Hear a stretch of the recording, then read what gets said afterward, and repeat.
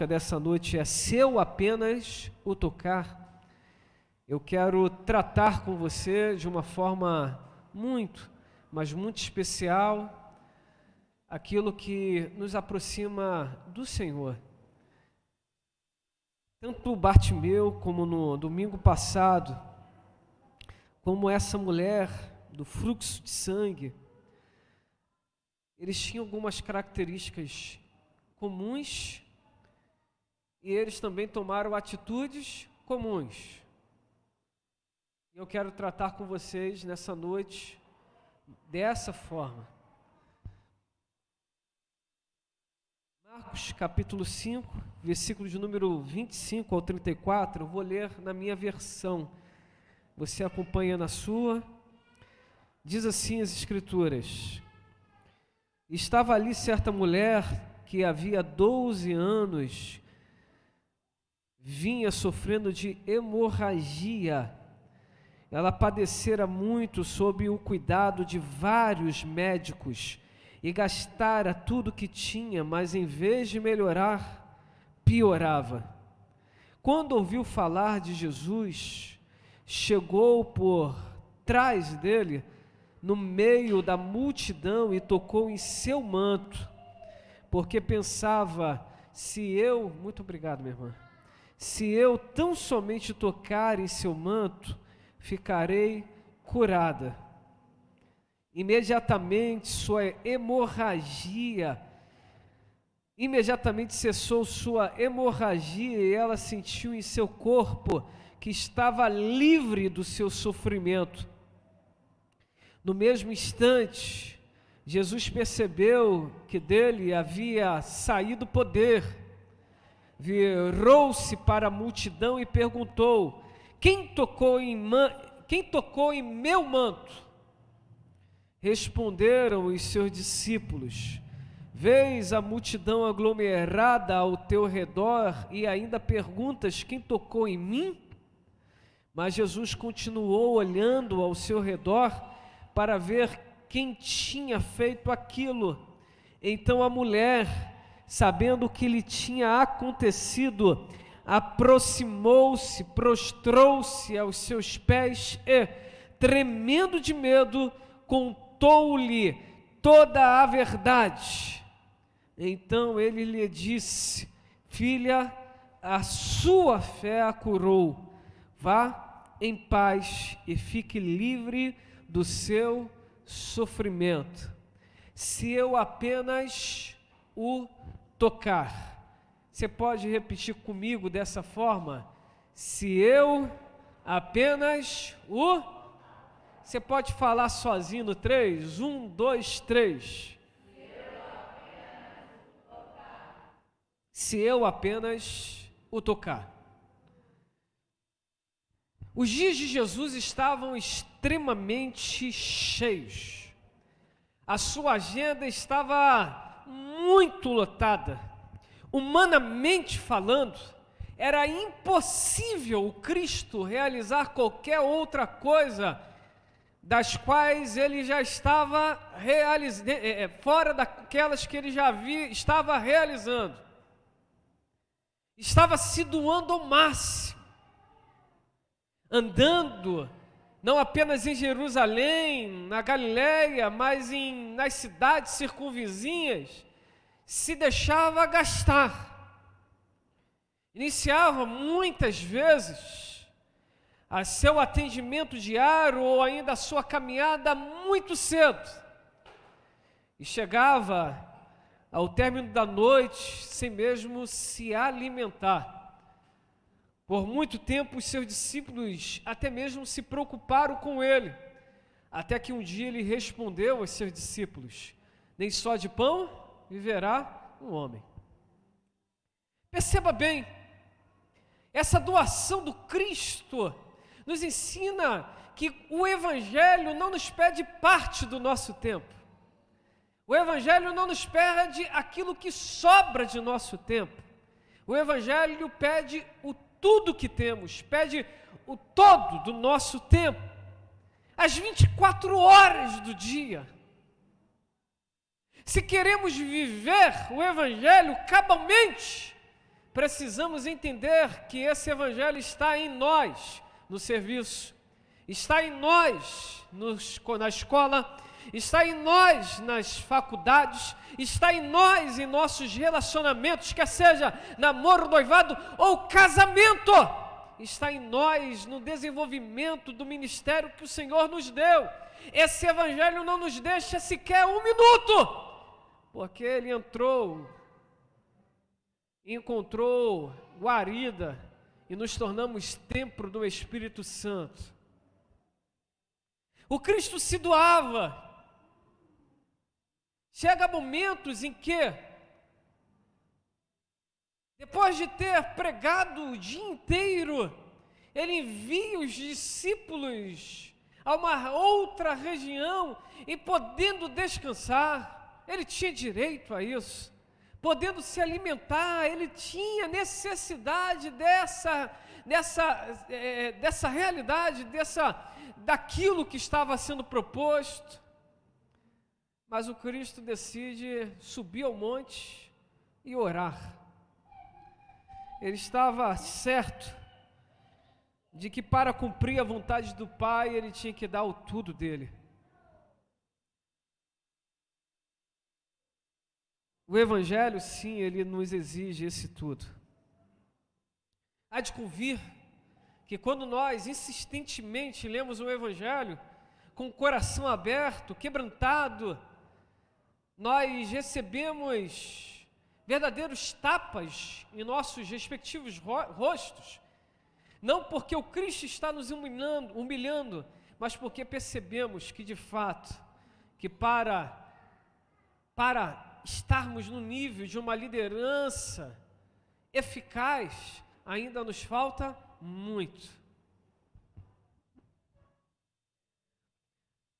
O reino de Deus nos exige as 24 horas do dia. Por isso, que quando nós conversamos dentro de casa, nós temos que conversar como cristãos. Porque até mesmo em nossas conversas, testemunhamos de quem somos. Quando estamos no nosso serviço, precisamos trabalhar como sendo para o Senhor. Porque no desenvolvimento de nossas funções, estamos ali também anunciando de quem somos. O nosso procedimento fala mais alto do que as nossas palavras. Por isso que quando estamos desenvolvendo efetivamente o chamado de Deus, especificamente naquilo que Ele ali determinou, precisamos ter muito cuidado para não afastar pessoas, para não machucar pessoas, mas para cumprir cabalmente aquilo que Deus estabeleceu para as nossas vidas. O Cristo estava andando, não parava, saindo de Decápolis, volta para a região onde estava. Ao chegar num determinado lugar, uma multidão o cerca. Estava sendo pressionado de todos os lados. As pessoas o apertavam de todas as formas. Elas queriam cura, elas queriam transformação, elas queriam uma palavra. Elas não davam tempo nem do Cristo respirar. A multidão era incontável. Tinham todos os tipos de pessoas ali. Crianças, anciãos, doentes, cegos, aleijados, leprosos, prostitutas, publicanos, fariseus, escribas, sacerdotes, políticos, até discípulos ou seguidores. Eles estavam ali, porque eles estavam perdidos, eles queriam uma direção, alguns com o coração muito aberto para a direção que estava a ser dada, alguns tão perdidos, que até mesmo Cristo falando o que falava, ainda continuavam a andar em voltas, assim como um dia o povo de Israel andou em volta no deserto, ao sair do Egito. O Cristo não falhava em sua missão e por isso pregava todo o desígnio de Deus, o Pai. Não faltava em nada, não subtraía nada. Contudo, muitos estavam ali apenas procurando uma experiência, querendo ouvir aquele que estava sendo propagado como o possível Messias. Pessoas que apenas queriam ver os milagres, mas não queriam uma aproximação relacional com Cristo. Estavam ali apenas para serem testemunhas da obra do Cristo, mas não serem discípulos do Cristo que estava realizando a obra. A busca da cura, em detrimento do interesse pelos céus, é apenas uma projeção vazia de um Cristo que é bom para curar, mas não para salvar. Pessoas estavam ali afluindo de todas as formas, de todos os lugares, porque acreditavam que o Cristo era bom para curar, mas não bom para salvar, não bom para ser seguido de todo o coração. Estavam constantemente com limitações, com resistências. Naquele tempo, as pessoas mais próximas do Cristo eram discípulos, pessoas comuns como eu e você. E o Cristo fez questão de essas pessoas, talvez, pelo um propósito bíblico já revelado no próprio livro de Reis, quando Elias chamou Eliseu em vez dos profetas da escola de profetas. E sobre esse assunto já conversamos aqui nessa casa. Os profetas da escola de profetas estavam preocupados em procurar Elias nas cidades vizinhas, porque o manto tinha caído aos pés de Eliseu.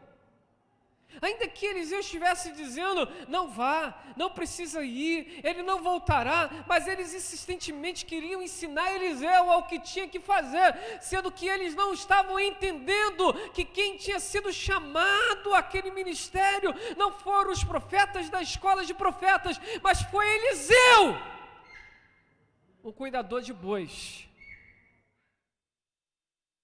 Lá na frente, o Cristo poderia chamar fariseus, ele poderia chamar escribas, ele poderia chamar os sacerdotes, mas ele decidiu chamar pescadores, chamar pecadores, chamar pessoas que estavam ali entre o povo e na maioria das vezes estavam sendo rechaçados. O Cristo estava querendo obediência. E algumas vezes acreditam que o Cristo estava querendo patente alta, ou ainda preparação em pseudo-sinagogas. Eu sei que o Evangelho é simples, e é simples mesmo. O Cristo quer sim aquele que está pronto a obedecer, e por isso ele encontra lugar no coração de Pedro, mas também encontra lugar no coração de Paulo, alguém preparado, mas que estava disposto a obedecer. O que pesa é a obediência sempre.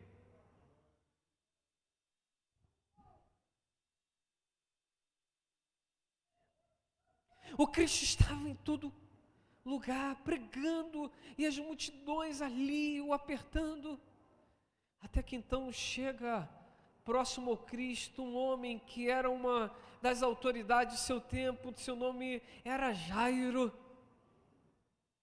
e ele humildemente se aproxima do Cristo, se ajoelha e roga: olha, minha filha está terrivelmente doente. Em algumas versões diz, ela morreu. Cristo não despreza a multidão, mas entende que aquele pedido daquele homem precisava ser atendido, e ele se levanta de onde estava e vai em direção à casa de Jairo. Às vezes nós achamos que o Cristo está muito ocupado para nos atender. Humanamente iniciei essa mensagem dizendo, a agenda de Cristo, humanamente falando, não dava para acrescentar nada, mas todas as vezes que um filho e uma filha entram em oração, pedindo algo ao Senhor, se estiver no coração dele, ele move céus e terra para nos abençoar.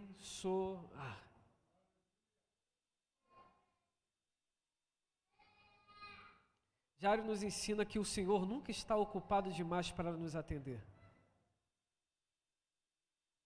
O Senhor nunca está tão cheio que não possa ouvir o nosso clamor e nos responder no tempo certo. Jesus vai em direção à casa de Jairo e a multidão vai o seguindo. E cada vez que vai o seguindo, mais apertado ele ia ficando. Porque pessoas iam sabendo que o Cristo estava naquele caminho. E elas queriam de alguma forma vê-lo, de alguma forma ter uma experiência com ele. Mas existia uma mulher que estava há 12 anos vivendo o governo, em sua vida, o governo do sofrimento. Ela tinha 12 anos que estava vivendo hemorragia.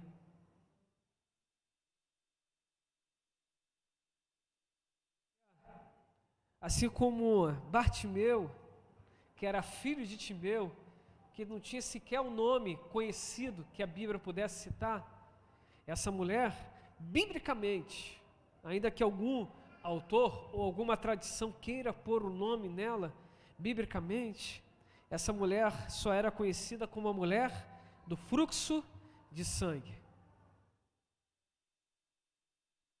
Assim como Bartimeu, era uma mulher que estava sendo conhecida por sua dificuldade. Era uma mulher que, assim como Bartimeu, estava na rua, porque havia perdido tudo. Talvez a sua habitação fosse na rua, eu acredito que não. Mas uma coisa é fato, que por causa dos muitos investimentos que fez nos médicos, para de alguma forma para que de alguma forma pudesse vir a ser curada, ela ficou em um verdadeiro estado de falência econômica. Eu acredito que essa mulher tinha uma casa. Acredito ainda que ela só estava ali naquele momento porque ouviu falar que o Cristo estava ali. Mas de uma forma similar, ela estava também à beira do caminho, como Bartimeu também o estava. Talvez o sofrimento dessa mulher fosse igual ou ainda maior do que o sofrimento de Bartimeu. Mas ambos decidem romper com aquilo que estava determinando os seus passos. Quando a Bíblia fala de 12, fala de governo. 12 é um número que estabelece governo. 12 patriarcas, 12 tribos de Israel, 12 apóstolos. Governo fala daquilo que está ali, sendo desenvolvido. E essa mulher estava há quantos anos com uma forte hemorragia?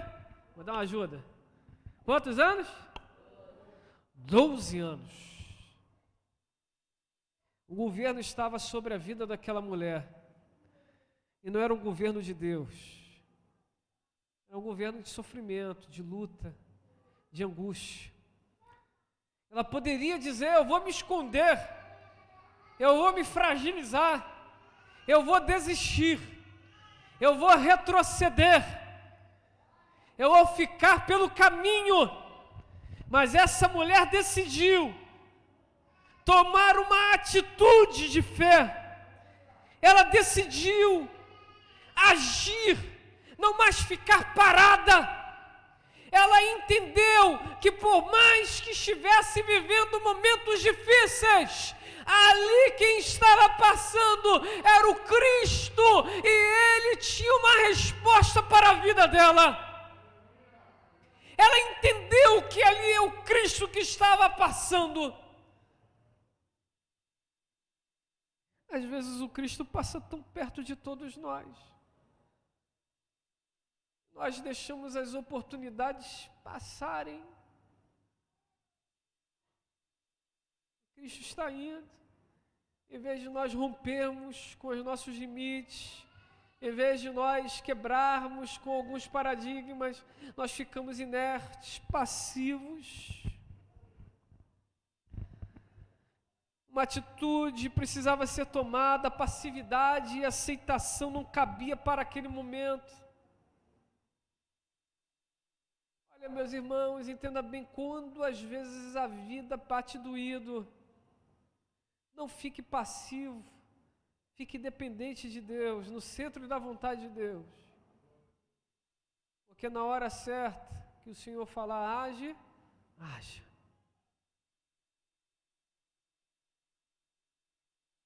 Eu não sei o tamanho da dor daquela mulher. Acredito que deveria ser muito pesado. A angústia, a tristeza,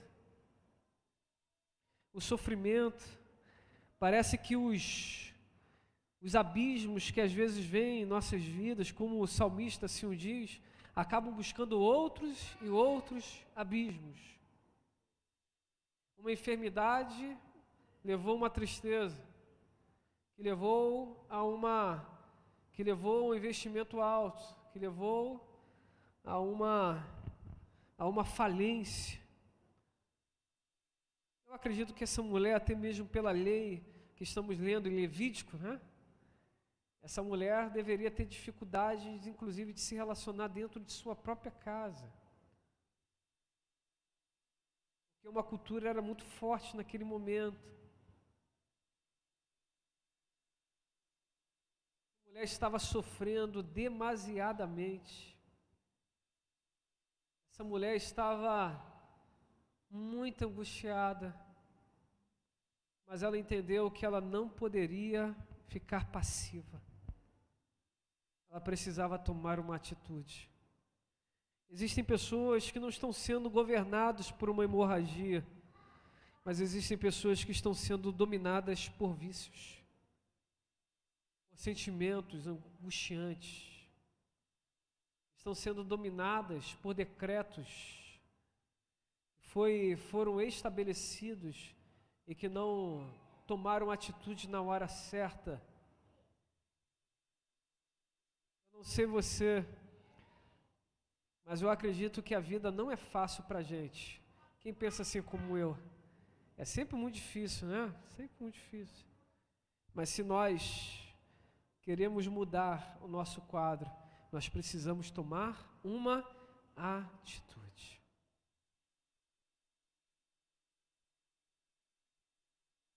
Meu irmão, para ficar olhando tão somente, nós precisamos às vezes agir. Essa mulher tomou uma atitude, ela agiu. Em vez de ela ficar passiva, em vez de ela se esconder, ela decidiu aproveitar a oportunidade que estava à sua frente. Quero aqui tecer pouquíssimas verdades para nos nortear nessa mensagem. Quando Cristo estiver passando, não se esconda, tome uma atitude. Fala comigo, quando Cristo estiver passando, não se esconda, tome uma atitude. Ela não queria se expor, mas ela também decidiu não ficar mais no canto. Ela pensou, se eu apenas o tocar. O Cristo estava passando e ela precisava agir. Eu acredito que o Cristo está passando em sua vida nessa noite.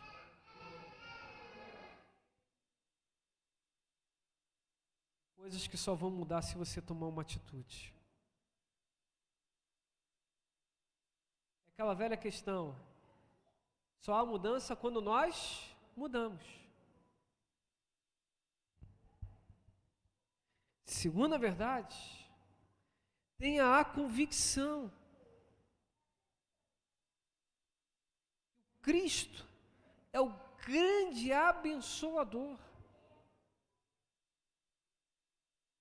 Um livro tão bonito do pastor Carlito Paz que diz o grande doador.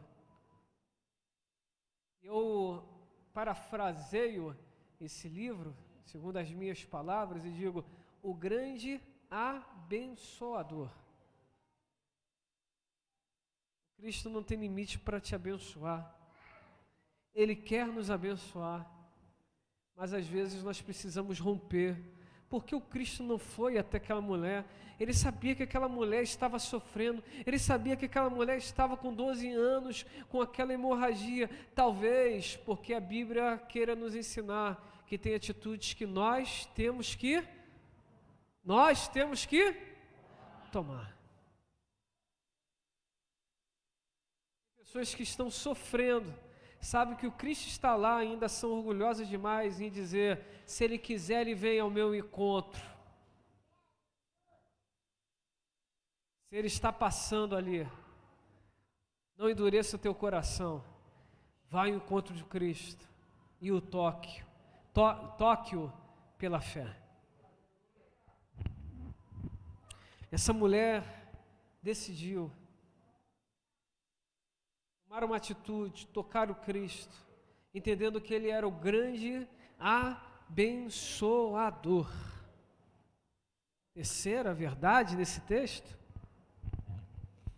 ela vai na convicção, não há dúvida no coração dela, só há um caminho, e nesse caminho a impossibilidade que se chamava multidão, mas ela entende que se eu apenas o tocar, serei curada. Às vezes nós queremos tocar os homens, quando na verdade deveríamos querer tocar o Senhor. Nós tocamos o Senhor através do nosso quebrantamento, tocamos o Senhor através de nossa sinceridade, tocamos ao Senhor através da verdade que encheu o nosso coração, o Evangelho. Viva pela fé, e de forma alguma você será enganado. Deus o chamou, não se distraia quanto a esse chamado.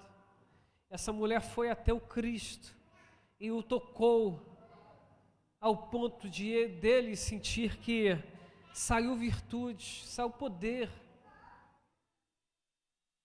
Ela se afasta dele, mas ela sente que no seu corpo físico ela foi curada. Ninguém que vai ao encontro do Senhor permanece da mesma forma.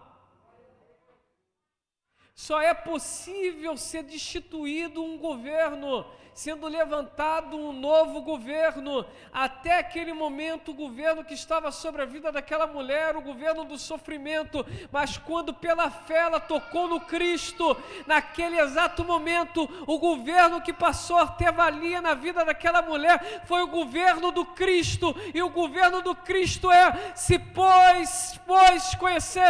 pois o Filho vos libertares, verdadeiramente sereis livres. O governo do Cristo está, nós teremos uma vida e uma vida em abundância. No governo de Cristo está: neste mundo tereis aflição, mas tende bom ânimo, eu venci.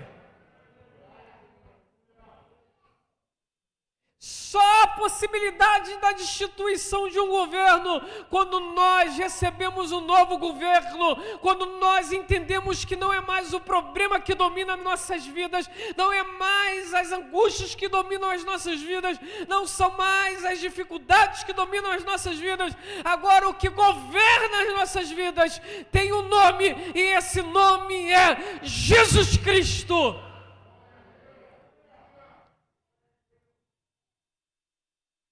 12 anos de um sofrimento, mas quando ela tocou no Cristo, a hemorragia foi estancada. Meu irmão, eu não sou mulher, sou feliz porque Deus me fez homem.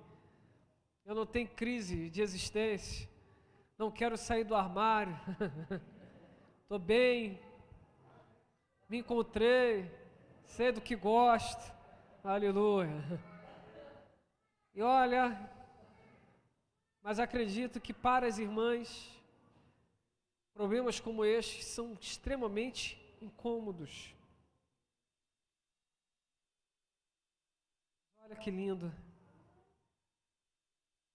Cristo vai e através de um toque dessa mulher, o Cristo a cura. Parece que foi meio assim, eu não queria tocar, mas alguma coisa saiu. Foi diferente esse toque. Por quê? Porque saiu virtude, isso é o poder. Poder para curar. Olha que lindo. Alex, algum tempo atrás, falou sobre a parábola do filho pródigo, sobre o novo e o filho mais velho. E a percepção é, o filho mais velho não vivia mais coisas porque ele não queria, porque tudo era dele. Ele podia usufruir também dos bens ali daquela fazenda. Às vezes nós não recebemos do Senhor porque nós resistimos ir até o Cristo e tocá-la. Porque parece que todas as vezes que vamos ao Cristo em fé para tocá-lo segundo o propósito dele, a vontade dele para as nossas vidas, nós sempre saímos de uma forma diferente, com uma bênção em nossas mãos.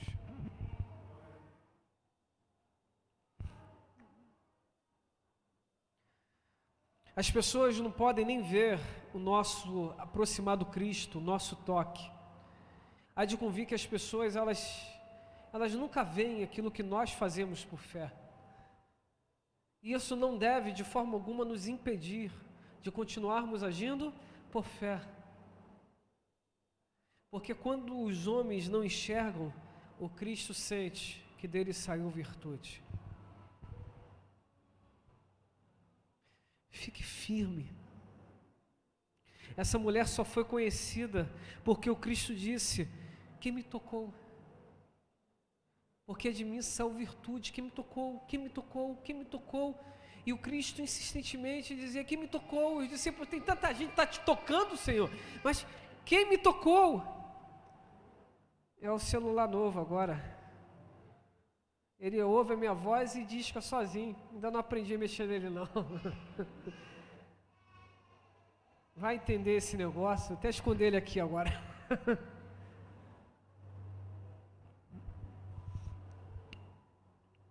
Veja bem, quem me tocou, o Cristo sabia que aquela atitude era uma atitude diferente.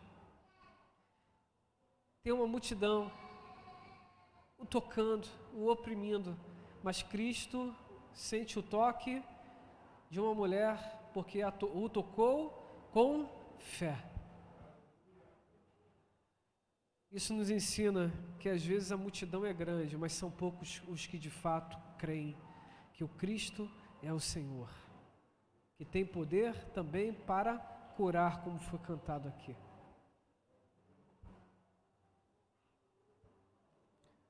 A multidão estava ali. Muitos acreditavam que o Cristo só era bom para curar, mas não para salvar. Mas aquela mulher rompeu, e o Cristo estabelece sobre a vida dela: filha, a sua fé a curou.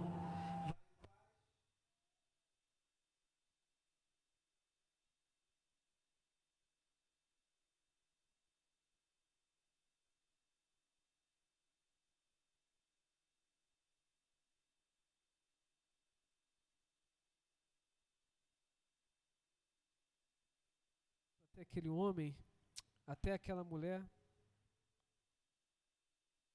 chama para si e libera essa palavra: